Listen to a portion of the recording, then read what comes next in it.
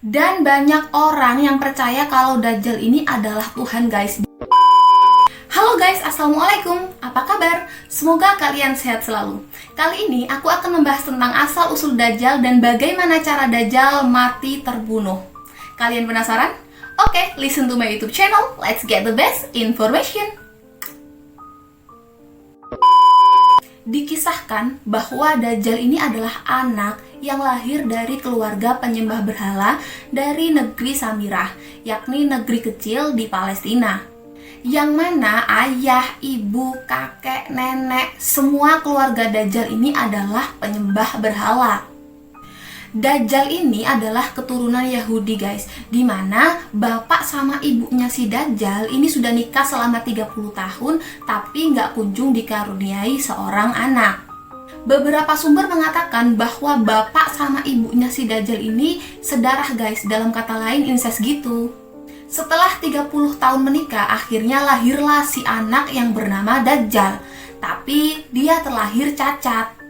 Yang mana Dajjal ini mempunyai ciri-ciri fisik yang cukup menakutkan, guys. Matanya ini buta sebelah, rambutnya keriting, tubuhnya pendek, agak gempal, kulitnya kemerah-merahan, dan cara jalannya pun nggak normal karena kakinya bengkok. Selain itu, ciri-ciri fisik yang mudah dikenali dari Dajjal adalah keningnya yang lebar, di mana di antara dua alisnya ini tertulis kafaro, yang artinya kafir. Saat kecil, Dajjal ini kerjaannya tidur mulu, guys.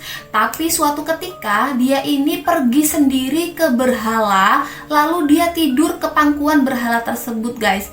Dan karena itulah orang tua Dajjal mengklaim bahwa Dajjal ini adalah anak Tuhan. Tentu saja warga sekitar nggak serta-merta langsung percaya dengan apa yang dikatakan orang tua Dajjal. Sejumlah warga pun melaporkan orang tua Dajjal ke hakim. Dan hakim pun memutuskan agar orang tua Dajjal ini dipenjara, guys. Hingga suatu ketika terjadi musibah di daerah itu.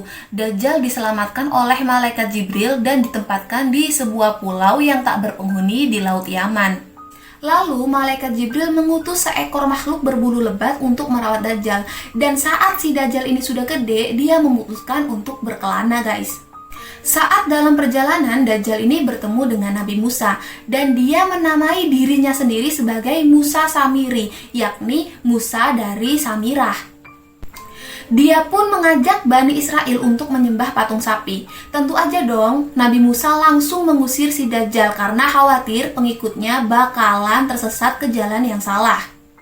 Setelah diusir dari daerah itu, Dajjal berkelana lagi dengan tujuan untuk menjerumuskan umat manusia. Tepat sebelum Nabi Muhammad SAW lahir, Dajjal ini memutuskan untuk kembali ke pulau tempat ia dibesarkan. Dia menemui makhluk yang telah merawatnya. Makhluk itu menyuruh Dajjal masuk ke dalam gua. Gak lama kemudian si Dajjal ini terperangkap dalam gua itu, guys. Puluhan tahun pun berlalu, akhirnya si Dajjal ini bebas dan kembali berkelana, guys. Tiba saatnya di segitiga Bermuda, dia ini bertemu dengan setan, yang mana mereka ini bersekongkol untuk menjerumuskan umat manusia. Dajjal ini pokoknya sakti banget, guys. Dia ini diberi kelebihan yang bernama istidraj, dimana kelebihan ini tuh diberi Allah tapi disalahgunakan untuk berbuat maksiat, guys. Apa saja sih kelebihan yang dimiliki Dajjal? Banyak, guys. Dia ini bisa menghidupkan orang mati yang telah ia bunuh. Dia bisa mensuburkan tanah. Dia bisa menyembuhkan penyakit lepra. Dia bisa menyembuhkan orang buta dan masih banyak kelebihan yang lainnya, guys.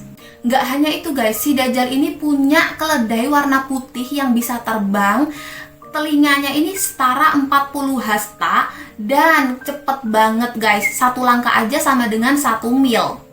Dan keledai Dajjal ini nggak makan rumput, nggak makan daun, tapi makannya makan api, guys. Dengan kesaktian yang dia miliki, si Dajjal ini mendeklarasikan diri sebagai Tuhan. Karena dia ini mengatakan bahwa dia telah bangkit dari kematian. Dan banyak orang yang percaya kalau Dajjal ini adalah Tuhan, guys. Di antaranya adalah orang Yahudi, orang Arab, wanita, kaum munafik, kaum kafir, kaum orang fasik, rakyat jelata, anak-anak hasil di luar nikah, dan masih banyak yang lainnya, guys. Bagaimana sih cara menghindari pengaruh Dajjal? Yang pertama, bisa pergi ke tanah Mekah dan Madinah. Karena apa? Karena dua tanah suci itu selalu dijaga ketat oleh malaikat, guys. Selain nggak bisa masuk di tanah suci Mekah dan Madinah, Dajjal ini nggak bisa masuk di 4 masjid, guys. Yakni yang pertama adalah Masjidil Haram, Masjid Nabawi, Masjidil Aqsa, dan Masjid At-Tur. Cara yang kedua adalah menjauhi Dajjal sejauh-jauhnya, guys.